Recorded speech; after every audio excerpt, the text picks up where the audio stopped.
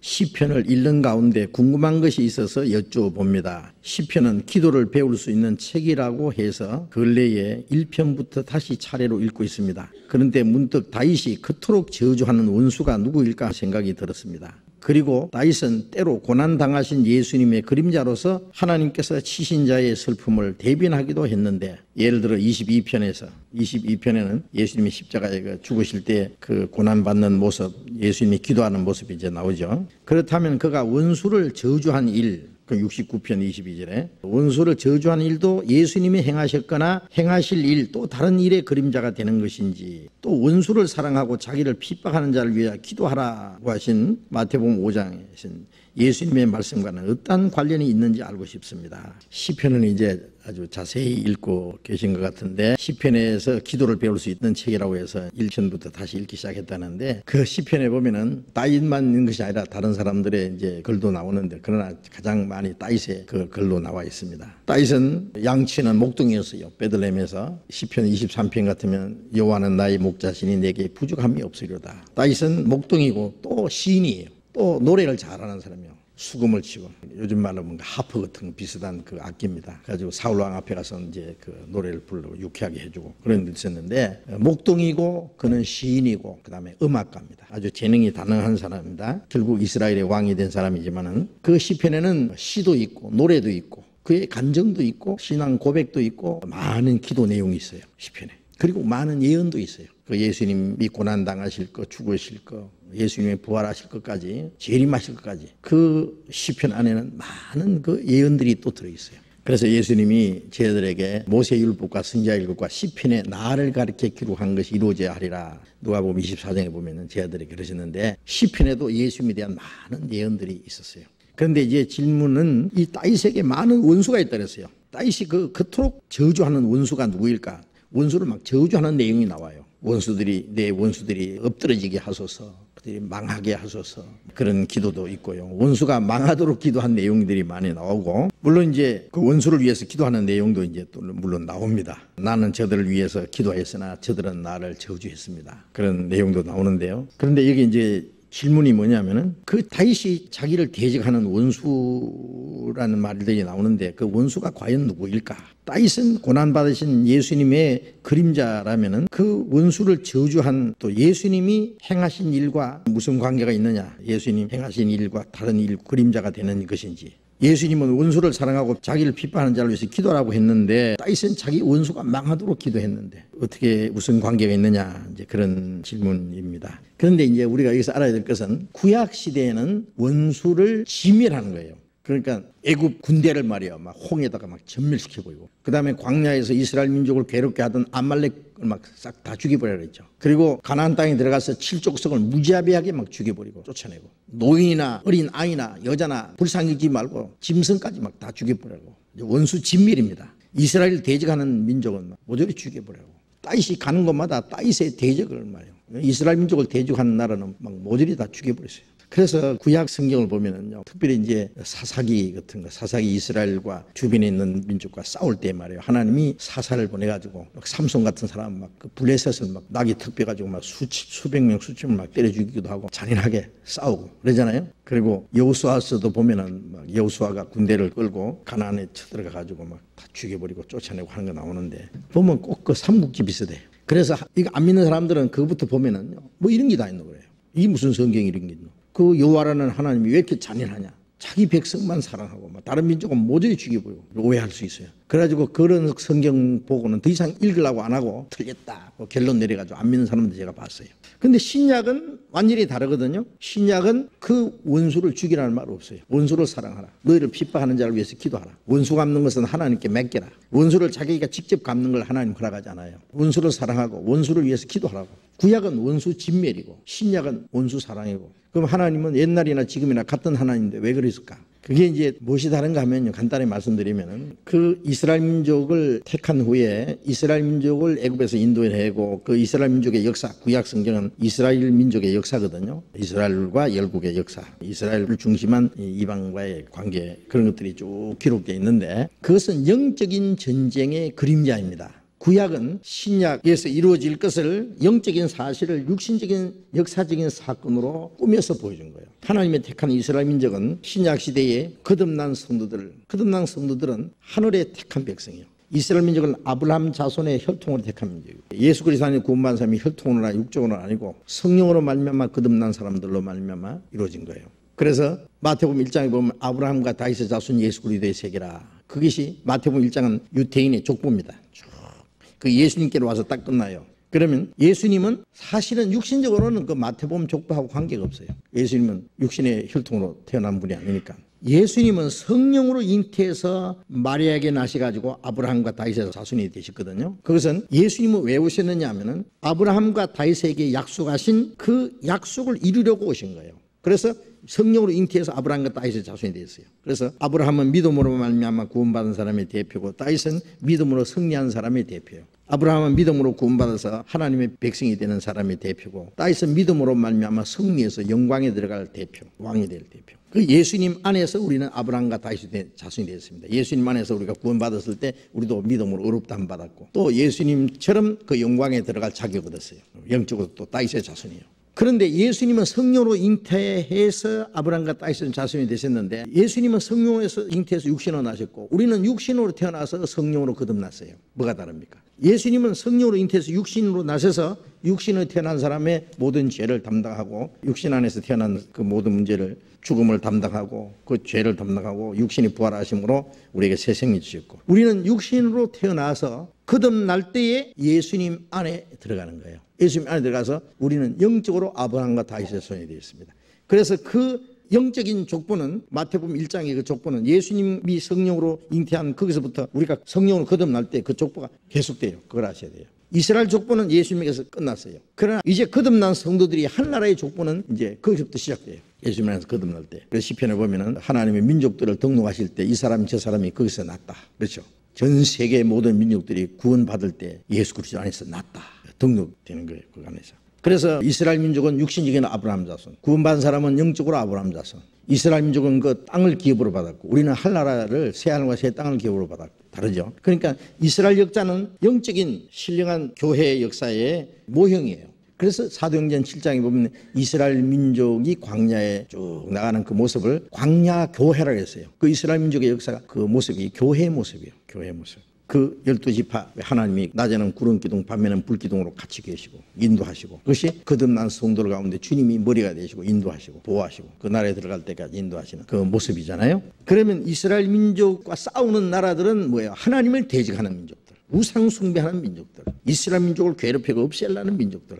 그게 뭐예요? 하나님의 교회를 대적하고 하나님의 역사를 대적하고 복음의 역사를 대적하는 뭐예요? 사탄이에요. 사탄. 세상의 악의 세력. 그러니까 우리의 싸움은 이제 우리 육신적으로 우리를 대적하는 사람과의 싸움이 아니잖아요. 육신적으로 우리를 대적하는 모든 사람들을 향해서는 우리는 사랑으로 대하고 원수로 사랑하고 그를 위해서 기도할 수 있어요. 그러나 우리의 진짜 원수가 뭐예요? 우리 진짜 원수는 고린도전서 15장 봅시다. 고린도전서 15장 25절 같이 읽어봅시다. 제가 모든 원수를 그 발 아래에 둘 때까지 불갑을 왕노라 하시리니 맨 나중에 멸망받을 원수는 사망이라. 맨 나중에 멸망받을 원수는 사망이라. 마귀입니다. 사망의 세력을 잡은 마귀. 우리의 원수는 죽음의 권세, 마귀. 그리고 베드로전서 5장 또 봅시다. 베드로전서 5장 8절 같이 읽어봅시다. 근신하라 깨어라 너희 대적 마귀가 우는 사자같이 두루다니며 삼킬 자를 찾나니. 너희 대적 마귀가 우는 사자같이 두루다니며 삼킬 자는 너희 대적 마귀다. 그래서 9절에 너희는 믿음을 굳게 하여 저를 대적하라.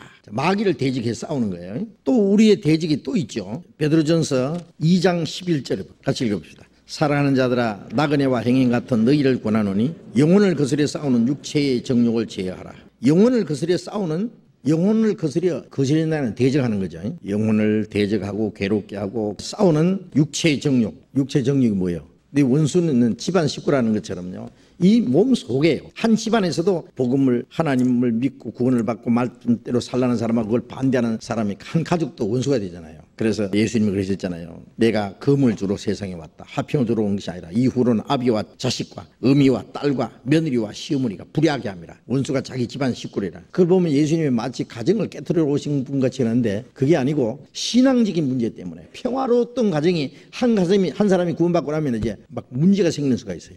하나님 말씀대로 살려고 하고 복음을 전하는 사람하고 그 반대하는 사람하고 이 신앙적인 문제 때문에 남편과 아내가 원수가 되고 부모와 자식까지 원수가 되고 시어머니와 며느리가 원수가 되고 그런 수가 있어요. 순전히 신앙 때문에 그래요. 물론 그 보이지 않는 하나님과 마귀의 싸움입니다. 우리 몸 속에도 속 사람은 하나님의 법을 저르고 다른 법이 내 마음의 법과 싸운다. 성령의 소유건 육체를 거스리고 육체의 성령은 성령을 거스리고 이 둘이 서로 대적합니다. 영혼을 거스려 싸우는 구원받고 나면은 내 이 영혼을 계속 대적하고 신앙생활 못하도록 방해하고 거스려 싸우는 육체가 또 원수예요. 육신의 생각은 하나님과 원수가 된 거예요. 이 육신은 하나님 도전해요. 그래서 원수가 우리의 몸 속에 또 도사리고 있다는 거 알아야 돼요.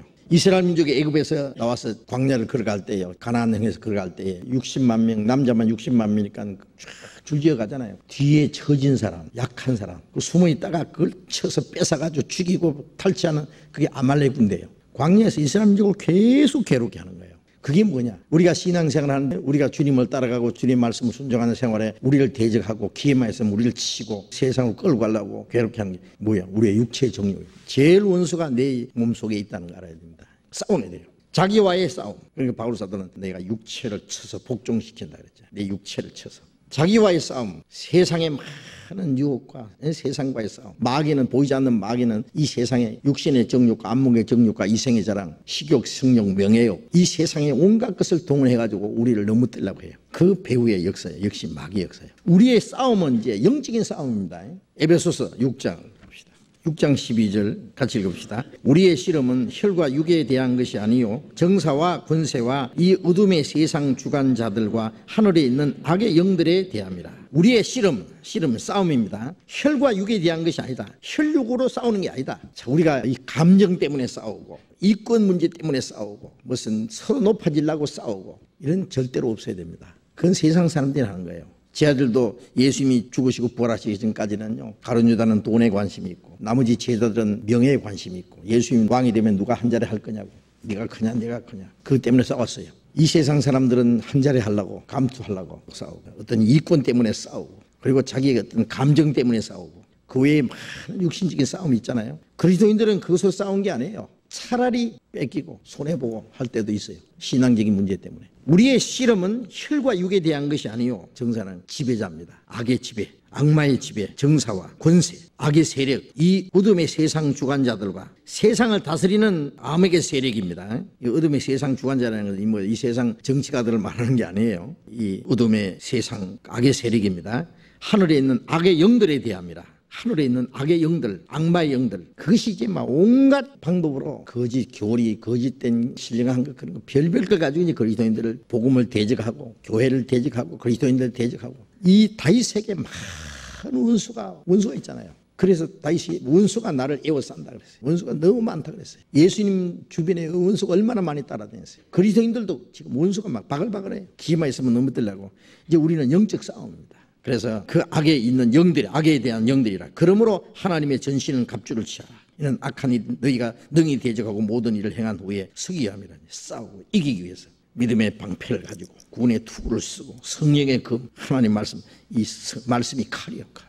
가지고 이제 우리는 전쟁하는데 이제 그리스도인들은 신령한 전쟁입니다. 그래서 바울 사도는 내가 선한 싸움을 싸웠다. 신앙생활은 하나의 싸움입니다. 자기와의 싸움, 세상과의 싸움, 마귀의 싸움, 모든 거짓과의 싸움, 사탄의 세력과 싸움인데요. 다윗은 그 전쟁을요 여러 가지로 얘기를 했어요. 시편 봅시다. 시편 18편 37절 38절 같이 읽어봅시다. 내가 내 원수를 따라 미치리니 저희가 망하기 전에는 돌이키지 아니하리이다. 내가 저희를 쳐서 능히 일어나지 못하게 하리니 저희가 내 발 아래 엎드러지리라. 내가 원수를 따라 미치리니 저희가 망하기 전에는 돌이키지 아니하리라. 칼이나 창을 들고 원수를 따라가는 거예요. 저희가 망하기 전에는 돌이키지 아니하리라. 그냥 완전히 원수를 죽이고 완전히 끝장내기 전에는 내가 따라가는 것을 멈추지 않겠다. 돌이키지 않겠다. 내가 저희를 쳐서 능히 일어나지 못하게 하리니 저희가 내 발 아래 엎드리리라. 다윗의 이 전쟁은요, 다윗이 가는 곳마다 하나님 이기게 하셨다잖아요. 고린도후서 2장에 보면 이 모든 일에 우리를 이기게 하시는 하나님 감사하리로다. 하나님이 매일 우리를 이기게 하시는, 가는 곳마다 이기게 하시는, 그래서 39절에 주께서 나로 전쟁케 하시라고 능력으로 내게 띠띠우사 일어나 나를 치는 자로 내게 굴복케 하셨나이다. 이 신령한 전쟁에 이기게 하시기 위해서 하나님이 우리에게 능력을 띠띠운다. 하나님이 우리를 위해서 싸워주시는 거예요. 그래서 여호수아 23장에 보면은 너희 중에 한 사람이 1000명을 당하리니 하나님이 너희를 위해서 싸우십니다. 이스라엘 군대 하나가 가서 1000명을 이긴다고 하나님이 싸우시기 때문에 그 전쟁은 지금도 계속돼요. 그 이스라엘 민족을 통해서 하는 전쟁은, 그건 육신적인 전쟁은 세상 끝날까지 계속됩니다. 이스라엘 민족을 통해서. 그건 영적인, 하나님이 이스라엘 배후에 하나님이 계신다는, 지금은 하나님이 이스라엘 민족을 돕는 건 구약시대하고 좀 달라요. 그것은 이 성경에 하나님의 말씀 것을 온 세계 열방에게 입증하기 위해서 끝까지 하나님이 이스라엘 민족을 통해서 역사하셔요. 구약시대에 역사하는 것하고 다르죠. 그 이스라엘 민족을 통해서 하시는 역사는 지금도 그대로 유효합니다. 하나님 이스라엘 민족을 끝까지 버리지 않는다고 했으니까. 그것은 이스라엘 민족을 통해서 이스라엘이 하나님이 살아계신다는 증거와 이 성경이 하나님 말씀인 것을 믿게 하기 위해서 보여주는 것이니까요. 또 45장을 봅시다. 45장 5절 같이 읽어봅시다. 왕의 살이 날카로워 왕의 원수의 염통을 뚫으니 만민이 왕의 앞에 엎드러지는다. 왕의 살이 화살이죠. 날카로워 왕의 원수의 염통을 뚫으니, 그냥 활 잘 쏘는 사람 있잖아요. 쏘면 백발백중 원수의 염통을 뚫으니 만민이 왕 앞에 엎드러지이다. 물론 이 왕은 만왕의 왕이신 그리스도를 가르치는 겁니다. 만왕의 왕 그리스도. 그래서 신약에는 예수님이 이 세상에 오셨을 때는 죄인을 구원하기 위해서 죽으셨고 원수를 위해서 기도하셨어요. 그러나 재림하실 때는 진짜 이 세상을 정복합니다. 요한계시록 19장에 백말탄자가 나타났으니 그 다리에 이름 쓴 것이 있으니 는 만왕의 왕이요 만주의 주라 하더라. 그 입에서 이한금이 나오고 그것으로 망국을 치겠고 그러잖아요. 예수님이 다시 오시는 날 완전히 이 세상을 완전히 한번 정복하실 겁니다. 그래서 이 다윗은 만왕의 왕으로 오실 그리스도의 또 모형으로도 돼 있어요. 그래서 마지막 그 신령한 전쟁을 이기실 것을 우리에게 보여준 겁니다. 그래서 다윗이 원수가 엎드러지도록 기도하고 망하도록 기도하고 원수와 싸우는 그 모든 내용들은 신약 시대의 우리 신령한 전쟁의 하나의 모형입니다. 예수님이 우리의 대장으로서요. 마틴 루터가 쓴 찬송가예요. 이때에 막이 꽉 차서 성도를 삼키려 하나 겁내지 말고 싸워라 진리로 이기리로다. 힘 있는 장수 나와서 날 대신 싸우네. 이 장수 누구냐? 곧 예수 그리스도로 만유의 주로다. 불가불 이기리로다. 반드시 이기리로다. 그래서 이 싸움에 주님이 우리를 대신할 싸워 이겨주신다. 만왕의 왕 주님이. 지금은 주님이 우리의 대장이 되어서 싸워주시는 겁니다. 이 세상 마귀가 아무리 강해도 우리와 주님이 같이 계시기 때문에 이기지 못하는 거예요. 다윗이 골리앗을 때려 죽였습니다. 그날 이스라엘이 대승리였습니다. 다윗은 예수님의 모형이고 골리앗은 마귀를 가르칩니다. 마귀는 예수님을 십자가 못 박아 놓고 만세를 불렀을 거예요. 예수님은 십자가에서 다 이뤘다 그랬어요. 뱀은 여자의 후손의 발꿈치를 탁 물었어요. 여자의 후손은 뱀 머리를 상한다. 그 상한 발꿈치로 뱀 머리를 깨버렸어요. 누가 이겼습니까? 누가 이겼어요? 예수님이 이겼죠. 그러니까 지금 마귀가 꿈틀꿈틀해도 대가리 깨진 뱀이에요. 겁낼 거 하나도 없어요. 로마서 16장 봅시다. 로마서 16장 20절 같이 읽겠습니다. 평강의 하나님께서 속히 사탄을 너희 발 아래 상하게 하시리라. 평강의 하나님이 속히 사탄을 너희 발 아래 상하게 하시리라. 속히 사탄을 너희 발 아래 상하게 하시리라. 사탄을 정복할 때에 하나님이 직접 하시지 않고 구원받은 성도들을 발로 짓밟도록 하십니다. 왕이 자기를 죽이려고 하는 원수가 있는데 왕이 자기가 직접 원수를 갚지 않고 아들을 낳아서 아들을 길러서 훈련시켜가지고 그 아들을 통해서 그 원수를 정복하고 끌고 와서 왕이 말했고 아들에게 그는 목을 밟아라. 왕의 아들이 원수 목을 팍 밟으면 얼마나 통쾌하겠어요. 하나님이 한때는 마귀의 세력에 넘어졌던 그 이 사람들을 예수님의 피로 구원해가지고 구원받은 사람들로 말미암아 결국 마귀의 머리를 짓밟아버려요. 그것이 이제 하나님이 하시는 방법입니다.